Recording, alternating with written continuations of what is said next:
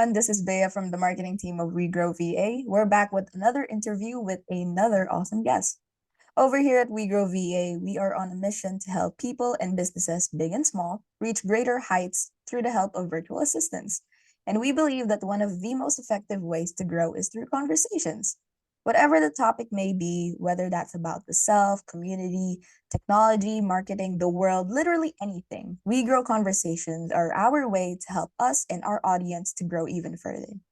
And today's conversation is going to be another great one. We are tapping into your inner greatness with Kristen King. If you want to watch or listen to any of our previous conversations with our awesome guests, then make sure to be subscribed to our YouTube channel. Simply search for WeGrow VA. And don't forget to hit the bell icon to be the first to know whenever a new video drops. So let's get this show on the road. Let me introduce our guest for today. All right. So Kristen King is a life and business coach that helps high achievers break free from anxiety and burnout, ditch the guilt, and find balance. As a coach, she won't diagnose you, fix you, or tell you're wrong, or tell you what to do. What she will do is help guide you to tap into your inner wisdom so you can take powerful actions. So, whether you're an entrepreneur, a ladder climber, or just ready to start something completely new, it's time to get you unstuck, into action, and living the life you know you're meant for. Kristen King has a motivational approach for her clients that not only helps start building the next chapter of their life, but to also support them along the way. And in return, Kristen has helped multiple clients get their desired results, such as landing a dream job in their dream city, opened a new restaurant during a pandemic, found a sense of hope after more than a decade of hopelessness, launched a new business, and secured their first client. No nonsense, no toxic positivity, just real results for real life. And so, yeah, today we'll be learning how to tap into your inner greatness. Kristen's already here. So, hi, Kristen. How are you? Hello, I'm good. I'm so excited to be with you. Thank you for having me. All right. Thank you so much. So, let's just go straight to the questions. Yeah. So, first and foremost, Kristen, I wanted to ask you what made you answer the call to becoming a life and business coach? How did this all start?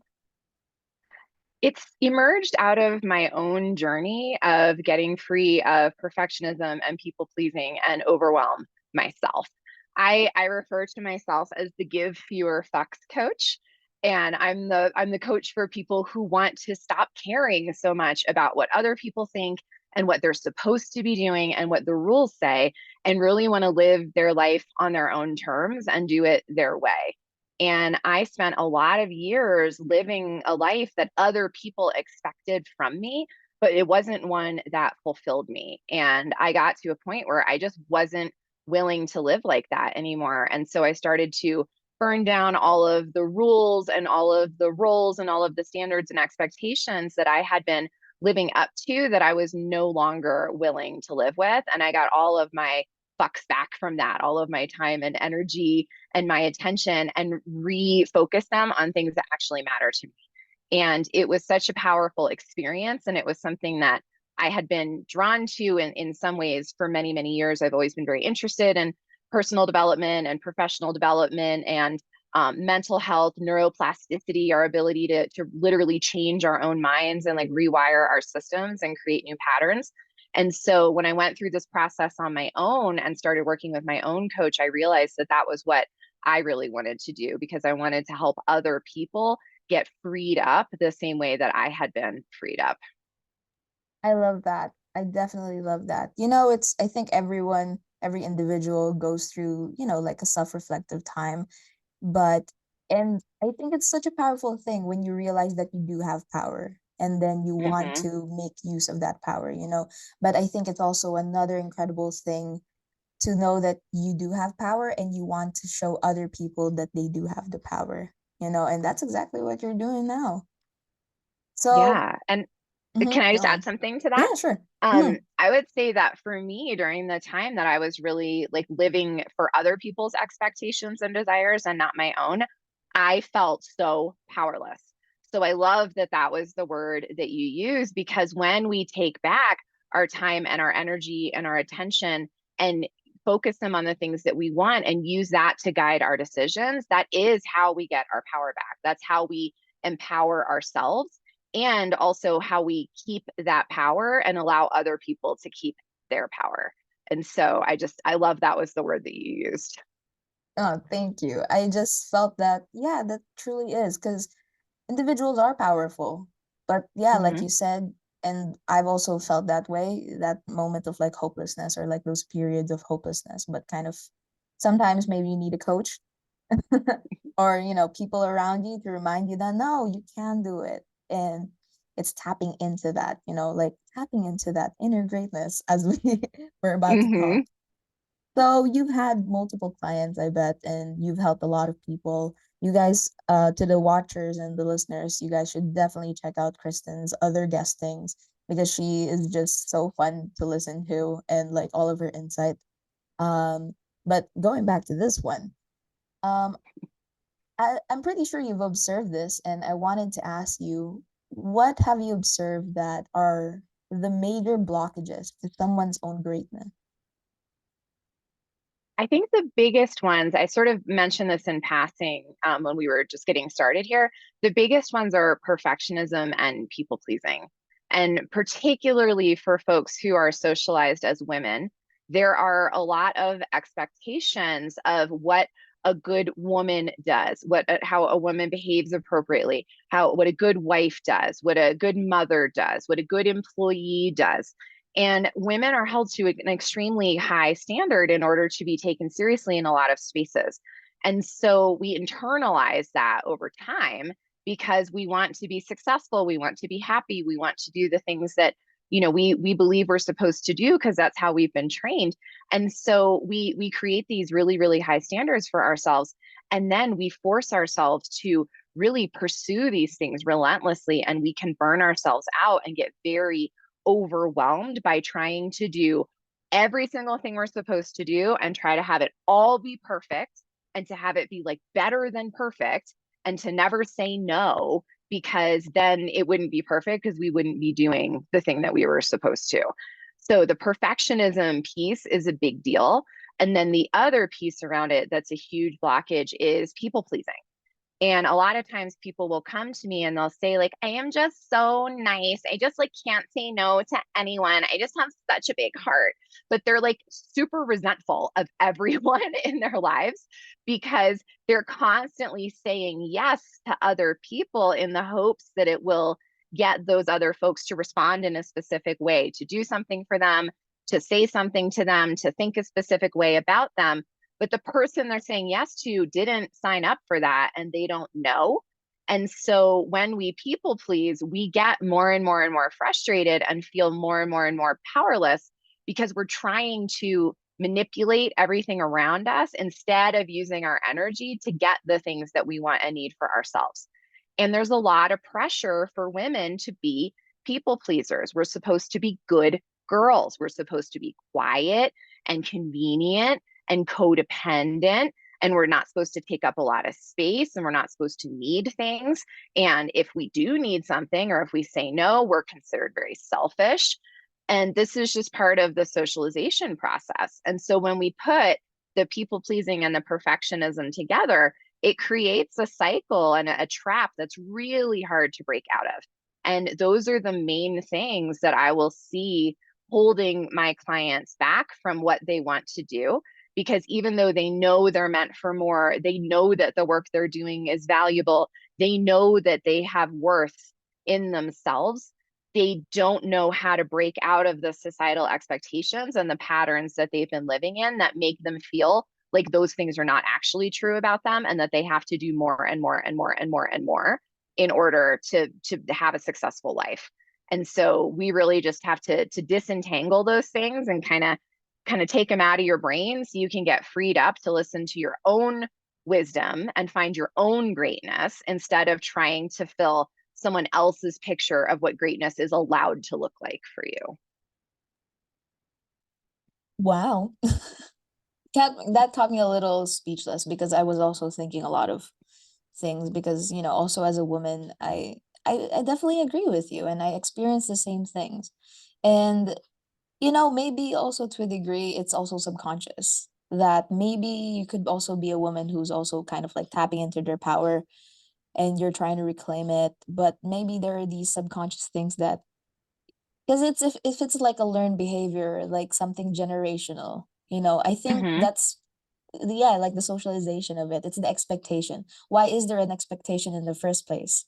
And that expectation is, like, when I think of me, and then I think of my mom, and I think of my grandmother, and then I think of her Mm-hmm. mother, it's history. And it's Mm-hmm. so hard when it's passed down, and it's kind of it's really hard to break a generational thing. But I do think that the kids these days, and like the younger generations, are really more vocal, and they're real. I think we've made a lot of, progress, especially as women, obviously, Mm-hmm. over the years, and the fight still continues.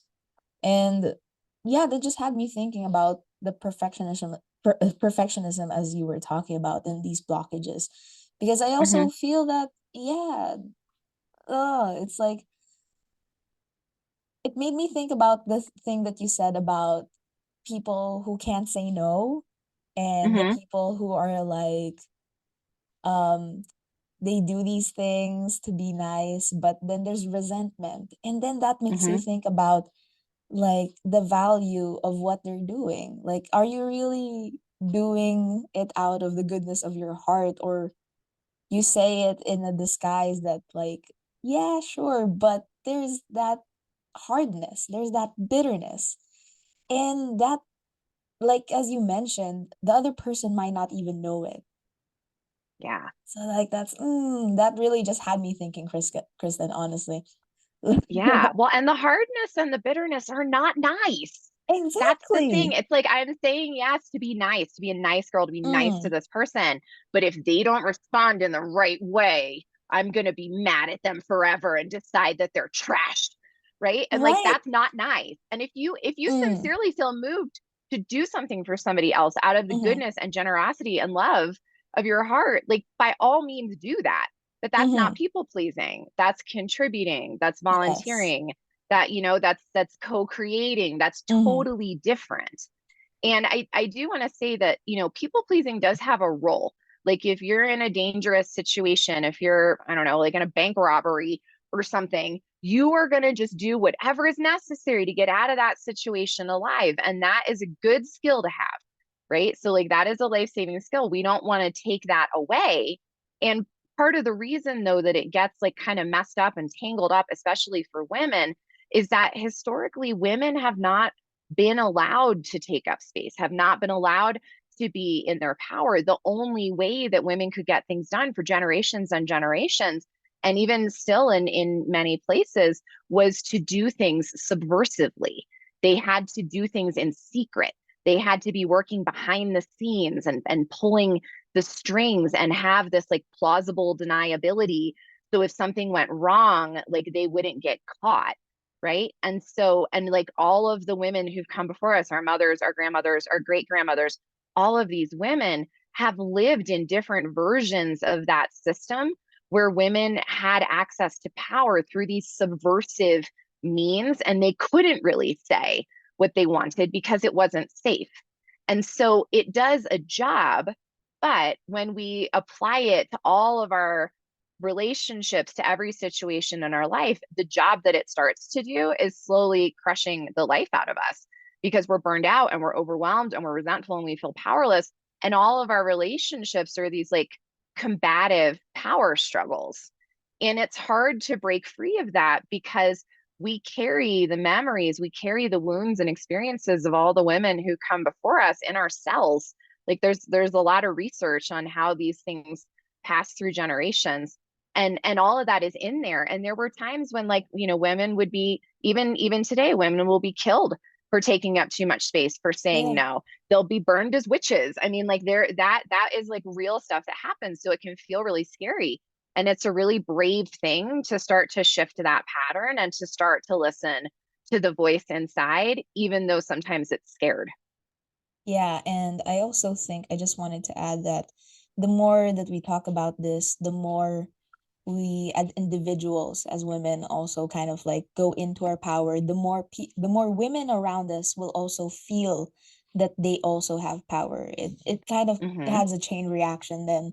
and it becomes a community. And like real change happens when a community comes together and see that there's something wrong and they want something to change, right? Yeah. Absolutely. So, Absolutely. And every woman who owns her mhm. greatness creates space for another woman to do it. Like when we Yes, lead by example, it gives other people permission to then follow in our footsteps and create their own path, because the more we see it and the more we do it in community, like you said, the more support there is, the less scary it is, the less we feel like we're alone out there with like a target on our backs or something. exactly. Exactly. This has taken quite such a turn, but like maybe to but it's also all real, it's just the truth. Yeah. But I wanted to ask like kind of like an extra question to Mhm. kind of like, I don't know, the tone a bit. Um, I'm kind of getting this feeling that most of your clients are women. Is that Yes, true? the majority of my clients are women. I Hmm. do work with some men, Hmm. because these systems that we're all stuck in like affect both Yeah. men and women, but Yes, it they do does. tend to affect women disproportionately. And Hmm. so the people that I typically speak to are women who are in a place similar to where I was a couple years ago, who want to do something different. And then the men that I work with are the ones who want to help make that possible, and who also see how this system hurts everyone, not just women, and they want to do something about it from the inside out. So those I are love those are the that. guys who come to me. Yeah. Oh, I love that. And I also find it very, I don't know, like, what's the word, the right word? I guess hope, Hmm. that there are men Yeah. who are aware about this. And yeah, we shouldn't be going against each other. It's not about men versus women. It should be how we can come together to help each other make things a whole lot better. So Hmm. as to continue, I wanted to ask if you could share maybe like, so I asked like the major blockages, but then Hmm. I wanted to ask you if you could share like it when was a time that you saw like a block in maybe your clients or maybe you that like maybe a memory that you could feel that a block really literally has gone or like you've overcome it, like Hmm. how do you when do you feel the greatest? That's a better question. Yeah. Yeah. Let me think about that for a second. Yeah, sure. Um, the one of the things that I see happen really frequently, particularly with my clients who are entrepreneurs. I work with a lot of people who run a service-based business, or are in a just a small company, like a partnership with one other person in a service-based business. And one of the things that we'll see holding them up is they'll have a lot of doubt and fear when it comes to talking about their business, because they're very afraid that they're going to use the wrong words. They're not going to explain it right. People are going to think it's dumb. I don't have anything original to say. I don't know how to talk about it, right? So there's this perfectionism that like they can't talk about their business. They can't market their business until they're sure they're going to do it perfectly. And there's also like a people pleasing angle to it, because they don't want to share anything in their marketing or communications that they can't like guarantee that other people are gonna like. Like they want to they have like a desire, and they don't know that this is what they want to do, but like I help them see that this is what's going on. They have a desire to control other people's thoughts and opinions about them. And so if they don't know for sure they can say it right, and if they don't know for sure that they can control the response to it, they just don't do anything. And so they get really frozen in their businesses. And one of the most exciting things for me as a coach is to teach them how to like go forth even though they're freaked out, how to just try things and see what happens, and to shift from a model of like I have to get it right the first time, or like we're all going to starve to death and like my business is going to burst into flames and like kill everybody and the world will end, it'll be my fault. Like we got to shift out of that and into like every conversation I have about my business can help somebody. One little idea could change somebody's life. Like what I say is going to land for the person who needs to read it that day. like I have something unique to offer the world, like to really be able to step back and have an honest conversation with themselves about what really matters to them and also what connects, like what they feel connected to when they see other people talking about their business and their services, and to really just give themselves permission to just be themselves. And like sometimes that's messy, sometimes it's professional, which is like made up. That's not like a real thing. It's just a thing we all talk about and sort of agreed on, but it's not real. It doesn't matter if there's a typo. It's okay if maybe it's like not quite the right color. Like the point is to get out there and to have a real experience and then get data that you can use to learn from and see what you want to do next. It's not to stay completely frozen in place until you're sure you're going to do it perfectly. And so that sometimes that's a really fast process and sometimes it takes months and months and months and months and months. But the moment that it hits, I can see their body change. Their face starts to light up, like they actually look like they're growing and glowing. They get taller, like their shoulders naturally go back. They look lighter and they start to get excited. Like their voice will sound different. It's like a complete transformation happens before my very eyes. And like that is the moment that they start to feel their own greatness. And it's also a moment where I feel my own greatness because I'm like, man, I nailed it. Like, That's very true. and it's so fun. It's so fun to actually be who you are and to actually be doing the thing that you're passionate about, that you're meant to do. And when you give yourself permission to loosen those things up and just play with it and see what happens, that's when we start to get in touch with our own greatness and to really feel it and to start to hear our inner guidance. Ooh, that was a lot more than I expected, but that was really, really good. And I echo that as well. And I can see it also with the people. I mean, I'm no life coach, obviously, but I am a friend, you know. And sometimes you see a friend that's just really down. And the thing that you mentioned earlier about sometimes it's a fast process, sometimes it takes months, but the moment it hits, Mm-hmm. it's just different. And I also understand what you're talking about, that they change. Like there's just something about their energy when they finally realize that, nah, I'm gonna be fine. I'm gonna be just fine. Yeah. And I totally echo it what you said as well, that it maybe you mentioned something about like just get out there and be real, or like something to that Mm-hmm. effect, and Mm-hmm. just be authentic and have a real experience. Yeah, that's what you said. That Yeah. that I also echo, and that's I find that very beautiful actually. Yeah. Yeah. And it really does change people. Like once you have the realization, it may take a while to create a new habit, a new Mm-hmm. pattern to have, like, it takes time and practice for that to become your default way of being.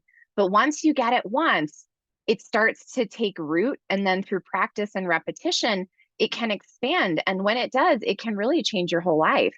Like I recently, I had a Zoom date with my former boss. I left my corporate job a little over a year ago, that's coming up on a year and a half ago, to be a full-time life coach because I just am so passionate about it and that's what I wanted to do. And even though I was very good at my corporate job and it was a great job, I made good money, I was a director level position, everything looked great on paper. It just wasn't the thing that I'm like meant to do. And so I left that job and I recently reconnected with my boss and he was just looking at me and smiling. And I said, "What is it?" And he said, "I've just never seen you look so happy. You just look so happy. Like you look like you, but you look like just a completely different person. Everything about you just looks different." And like that's what happens. When we have these changes on the inside, it changes everything on the outside. And people can really tell. They may not know what it is. Like he knows me, so he knows what it was. People may not know what it is, but they love it because it's real and it's you and they feel connected. And that is really joyful. Those authentic, real, sometimes messy experiences are the things that people truly love and the things that people truly connect with. I love that. I love that. All right, Kristen. So, um, all of that has been very insightful and inspiring because, like, yeah, someone's energy, you really can feel it, even with a stranger. You know, when someone has Mm-hmm. good vibes, when you have good energy, you can feel it. And So with your clients, obviously some of them realize this faster, some of them take some time. Mhm. And I wanted to talk in my introduction of you, it also mentioned like you help people with people who want to kickstart their career or maybe like a change, you know? Mhm. And I'm interested in people who want to make a career change because like that's scary. That's really scary. I wanted to Yeah. ask you, what are your recommendations or like I guess your tips for people who want to make a career change? It's such a good question. And there's so many people in that situation right now. And whether it's moving to a different company or changing to a different industry or, starting your own business and leaving outside employment, we all kind of bump up against the same things when we're making those decisions. And one of the biggest things that I will see with folks, and this is across the board, this is men and women equally, this is like every culture that I have been exposed to so far in my life, is that like, I don't know if I can do this feeling, that like imposter syndrome feeling, that idea that like other people can do this, but maybe I can't. And if I try, everyone's going to find out and it's going to be so embarrassing. And so, one of the things that I'll often see for folks who want to make a career change is that they have wanted to do it for a really long time. And they have been putting it off and stopping themselves because they're telling themselves these stories about how, like, this is as good as it gets. I don't want to like give up a good thing. What if it doesn't work? I can't do it. They did it, but they're special. I'm just me. And so I think the biggest thing is to really start with taking like an honest assessment of what you bring to the table. And most folks are very good at documenting their failures. So we don't, and like things that didn't go well, places they've gotten stuck, times they messed up, whatever. So we don't need to do like more research on that. We have plenty of data on that one because those are the stories you tell yourself constantly. The data we need to go get now is the data that shows the truth of what you have done successfully, not what you haven't done successfully. And when you go and really tell yourself the truth about those things, you start to build evidence in your own competence, evidence in your own ability to do things that matter, evidence in your own ability to figure stuff out and to be resilient when things don't go well. And so having that really honest conversation and not just being like the prosecution in your brain, but also being the defense, right? Yeah. And giving yourself like a good run so you can make like a fair judgment for yourself. Like, are you really guilty of being an absolute trash fire human? Or is it possible that you're being a little bit of a perfectionist and you're being too hard on yourself and other people don't think about you the same way that you do? Right. So really, really taking stock of that, I think is an important first step because that's going to help you figure out like, what do you really want to do and how are you going to support yourself while you do it? I think the second step is to also have an honest conversation with yourself about why you want to make a move. Do you want to make a move because this just doesn't light you up anymore? Is it because you've outgrown it? Is it because you're looking for a new challenge? Like those are all great reasons to make a move. But if you want to make a move because, this person down the hall drives you crazy and that person is so incompetent and they don't do their job and this person's always on my back about stuff and it's sort of these like more like kind of personal snipes versus like something that you're really, excited about, that's a different kind of vibe. And if those things aren't what's the word I'm looking for here, if those things have like happened for you in previous situations and they're happening in this situation, it doesn't matter where you go, you're going to take those kinds of challenges with you because a lot of that comes from perfectionism. It comes from defensiveness. It comes from feeling bad about ourselves or inferior, or having that imposter syndrome. And it causes us to have conflict with people. And that's where like the powerlessness and the resentment comes from. So we want to be really clear. Are we like running at something that we're being drawn toward, or are we fleeing from something that we're not actually going to escape until we really deal with what's behind it? So, you can leave a job, you can make a career change either way, but it's helpful to know the difference. And so once you're clear on why you're wishing to make this change, then you can start to look at what you actually want for yourself And you get to be creative with how you think about that. You don't have to do something that looks like what you've done if you don't actually enjoy what you've done. You can start to explore and try on new roles and new positions and even new like identities in your head until you find one that like lights you up and that you really want to go for.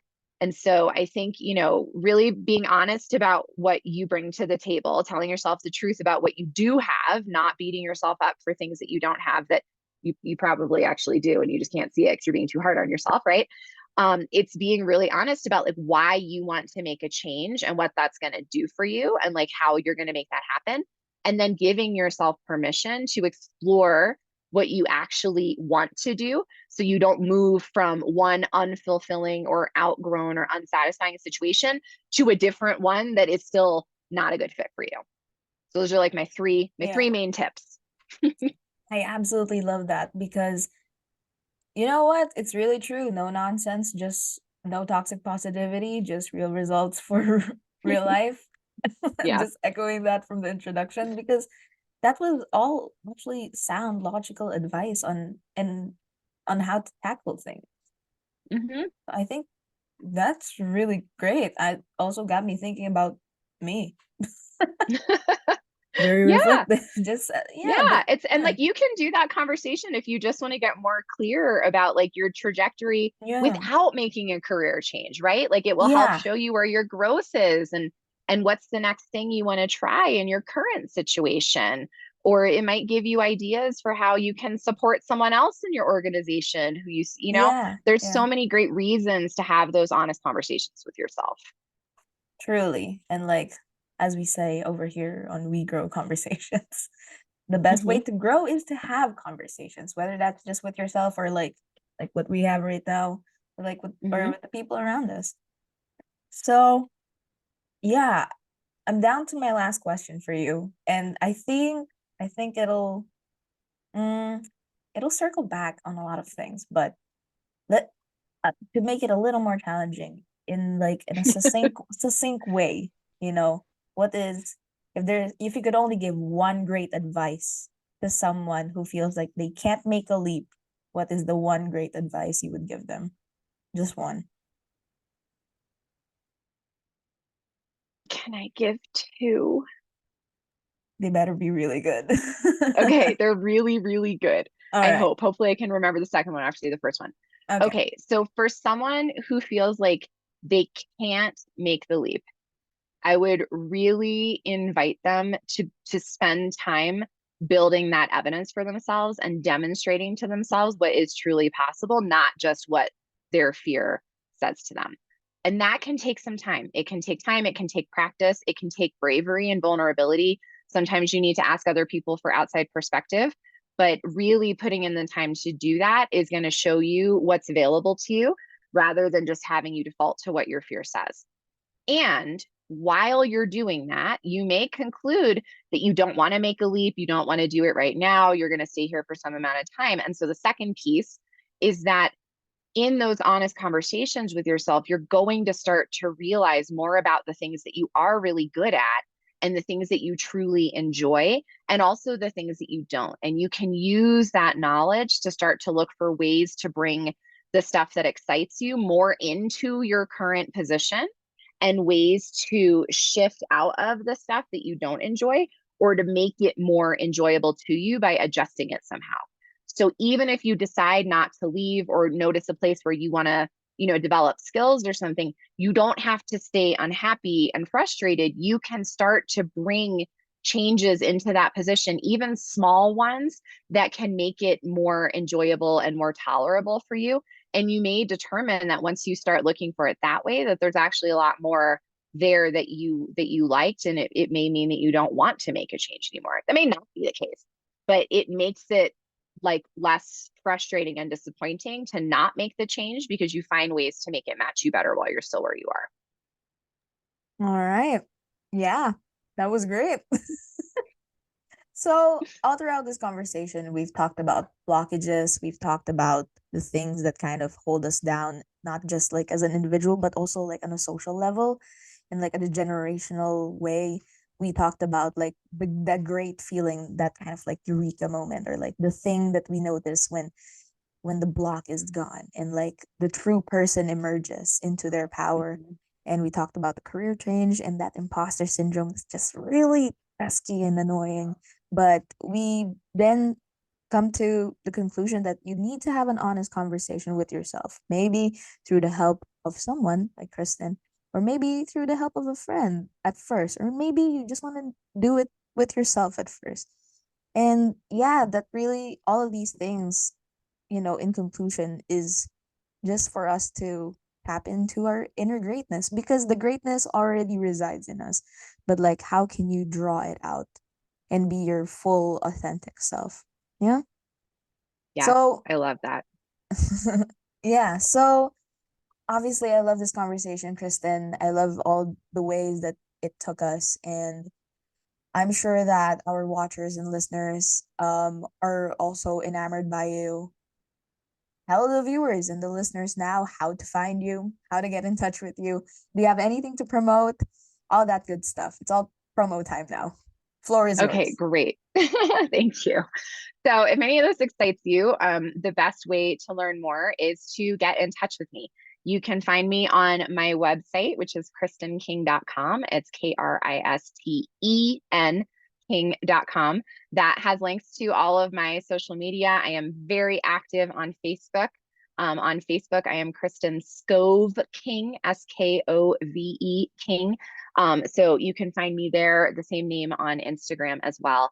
And what I want to offer you is that I have an amazing email list. It's called the Zero Fucks Gazette, and it comes out whenever the fuck I feel like it. So some weeks you'll get 3 emails, some weeks you get no emails. But all the emails that you get are going to contain information that you can actually put into practice right now to help start getting your fucks back, reclaiming that time and energy and attention, and starting to shift things in a way that feels really good for you.